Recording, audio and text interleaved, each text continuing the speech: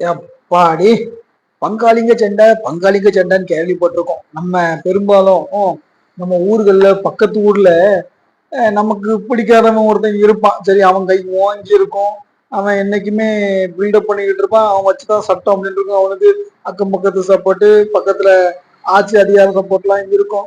நம்ம சரி நடக்குது நடக்கட்டும் பாம்போல உட்கார்ந்துருப்போம். அதே மாதிரி அப்படி உட்கார்ந்துருக்கிற டைம்ல நம்மளோட ஆப்போசிட் எதிரிகள்லாம் இருப்பாங்க. அவனை பார்க்க வந்து நம்மளை பார்த்து ஏளனமா சிரிச்சுக்கிட்டு ஒரு 3 பேர் 4 பேர் அப்படியே எப்பவும் ஒண்ணு கூடி, அதாவது பிரிவே எங்கிட்ட கிடையாது. அந்த அளவுக்கு நாங்க கெத்தா அப்படி ஸ்ட்ராங்கா இருக்கோம். நாங்க அப்படி கூட்டமா அப்படி சேர்ந்து இருக்கோம். எங்களை நீங்க மோதி பார்த்தாலே நாங்க எல்லாம் சேர்ந்து வந்து உங்களை அடிச்சு பட்டை கிளப்பிடுவோம் அப்படிங்கிற மாதிரி ஒரு ஸ்ட்ராங்கா இருக்கும். அப்படிங்கிற நாங்க ஒரு ஒரு எல்லாருமே சேர்ந்து பயங்கரமா இருக்கும். எங்களை மோதல் நினைச்சாலே உங்களை தூக்கி சாப்பிட்ருவோம். அந்த மாதிரி ஒரு பில்டப் பண்ணிட்டு சில பேர் இருப்பாங்க.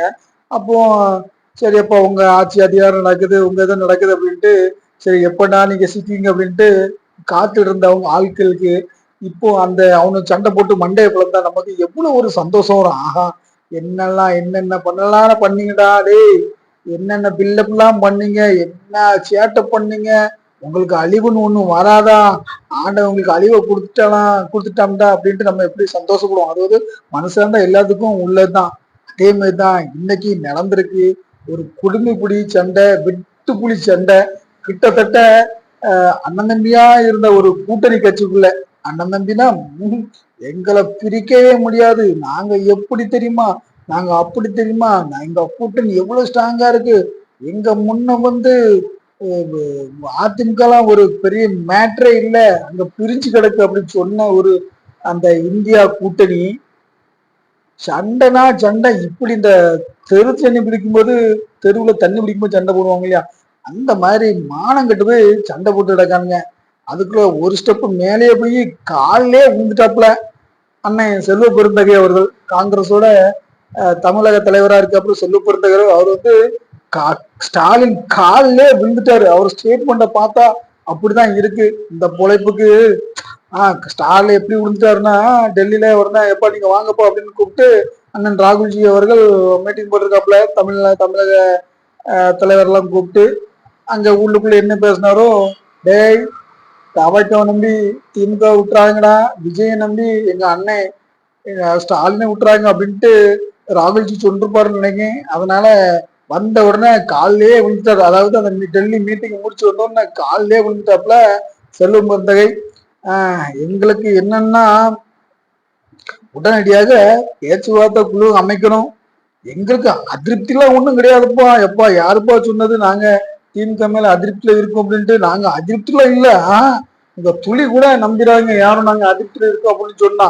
ஆனா அந்த பேச்சுவார்த்தை மட்டும் கொஞ்சம் சீக்கிரம் முடிச்சுக்கிட்டீங்கன்னா நல்லா இருக்குப்பா. உங்களை காலில் வேணாலும் உழுந்துக்கிட்டீங்க, ஆனா அதிருப்தி மட்டும் நாங்க கிடையாதுப்பா. நாங்க எக்காரணம் கொண்டும் அதிருப்தியே கிடையாது. திமுக நாங்க என்ன செஞ்சாலும் உங்க கூடயே கும்பிடு போட்டு நாங்க வருவோம்.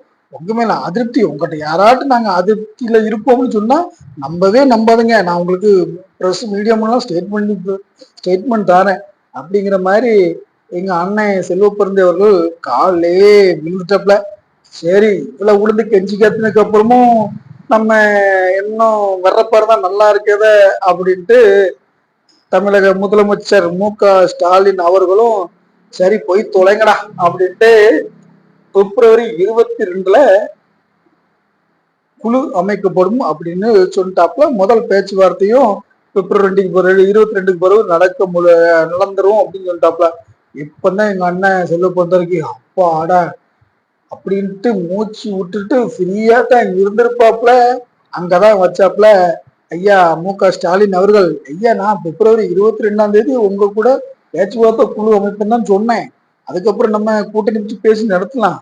ஆனா இந்த ஆட்சியில பங்கு எனக்கு, அது வேணும், எனக்கு அமைச்சர் பதவி வேணுங்கிறது இது ஒத்து வராது, கண்டிப்பா ஒத்து வராது. அது தமிழ்நாட்டுக்கு நல்லதும் கிடையாது, தமிழ்நாட்டுல மக்கள் ஏத்துக்க மாட்டாங்க அப்படின்ட்டு ஒரு பெரிய அணுகுண்ட டொமான்ட்டு போட்டாப்ல. என்னது, இதற்கு ஆட்சியில அதிகாரம் கிடையாதா, நாங்க எப்பேற்பட்ட கட்சி தெரியுமா அப்படின்ட்டு சில நிர்வாகிகள் சொல்ல, மீண்டும் காலிலே விழுந்தார் செல்வ பெருந்தகை அவர்கள். நாங்க ஒரு சில பேர் வந்து கெடுக்கிறதுக்காக, நம்மளுடைய கூட்டணி பிளவை ஏற்படுத்துறதுக்காக ஆட்சியில் பங்கு வேண்டும் அப்படி சொல்லிருப்பார்கள். நாங்க யாரும் சொல்லவில்லை அப்படின்னு செல்வ பெருந்தகைக்கு தரப்பு மு.க.ஸ்டாலின் அவர்களுக்கு தூதுகள் விட பட்டைய கிளப்பிட்டாப்ல. ஐயோ நீங்க வேணுமா அமைதியாயிருக்கியா, நாங்க யாரு தெரியுங்களா, நாங்கெல்லாம் வந்து அந்த காலத்து ஆதி காலத்துல இருந்தே நாங்க காங்கிரஸ், நாங்கெல்லாம் பொறுமையா இருக்க முடியாது, நாங்க யாருன்னு நினைச்ச, நாங்க 2006லயே மக்கள் எங்களை அங்கீகரிச்சுட்டாங்க. சொன்னது யாரு? கொறடா, காங்கிரஸ் கட்சியின் தமிழக கொறடா மாணிக்கம் தாக்கூர் அவரு சொல்றாப்ல, 2006லயே மக்கள் எங்களை தூக்கி வச்சுட்டு எங்களுக்கு ஆளுங்கட்சி, அதாவது கூட்டணி கட்சி அமைக்கிறதுக்கான எல்லா சந்தர்ப்பத்தையும் கொடுத்தாங்க. நாங்க அன்னைக்கு தவற விட்டுட்டோம். தவற விட்டனால்தான் அன்னைக்கு திமுக எங்களை ஏறி இந்த மாதிரி பேசுது அப்படின்ட்டு ஒரே கொடை போட்டு, எங்களுக்கு கூட்டணி ஆட்சி தான் வேண்டும், நாங்க கூட்டணி ஆட்சியை எதிர்பார்த்து காத்திருக்கோம் அப்படின்ட்டு சொன்னாப்ல. அது மட்டும் இல்ல, அடுத்த ஒரு தலை பிரவீன் சக்கரவர்த்தி, தமிழக மக்கள்லாம் கூட்டணி ஆட்சிக்கு ஏத்துக்குவாங்க, முதல்ல நீங்க ஏத்துக்கிடுங்க அப்படின்ட்டு திமுக பத்தி ஒரு கேள்வி கேட்டுட்டாப்ல. அது தமிழக மக்கள் ஆதரவு தருவாங்க, மற்ற எல்லா ஸ்டேட்லயும் மற்ற எல்லா இடத்துலயும் கூட்டணி கட்சிகளை ஆதரவு தந்திருக்காங்க, அதே மாதிரி தமிழ்நாட்டு மக்களும் ஆதரவு தருவாங்க அப்படின்ட்டு ஒரு குண்டை தூக்கி போட்டு விட்டார். இது 2வது குண்டு. 3வது குண்டு போட்டது ஆட்சியில் பங்கு வேண்டும் என்று மேலிட பொறுப்பாளர் கிறிஸ் ஜோடங்கரும் அந்த இடத்துல ரொம்ப தீவிரமா இருக்கிறதாகவும், ஆட்சியில் பங்கு கண்டிப்பா வேண்டும் அப்படிங்கிற விஷயத்துல ரொம்ப ஸ்ட்ராங்கா இருக்கிறதாகவும் திமுக தலைமைக்கு தகவல்கள் போய்கொண்டே இருக்கின்றன. ஐயா முதலமைச்சர் ஸ்டாலின் அவர்களுக்கு ஒரே ஒரு ஆள் தான் சிங்ஜாங் ஜிங்ஜாங் ஜிங்ஜான்னு பக்கவத்தி போடுறது நம்ம தலைவர் செல்வ பெருந்தகை தானா.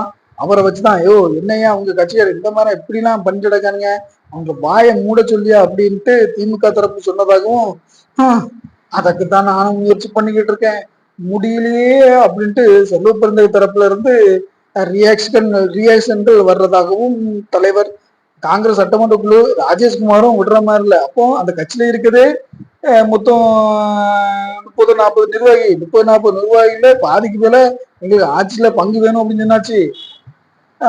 இப்போ ஆட்சியில பங்கு இல்லாம முடியாது போல இருக்கு அப்படிங்கிற நிலைமைக்கு தான் கதை போய்கிட்டு இருக்கு. ஆனா மு.க. ஸ்டாலின் ஒரே போடா போயிட்டு இருப்பேன்னா இருங்க, இல்லைன்னா போயிருங்க, இந்த ஆட்சியில பங்குங்கிறது வாய்ப்பே கிடையாது, அது வந்து முற்றிலும் நிராகரிப்பு தான்.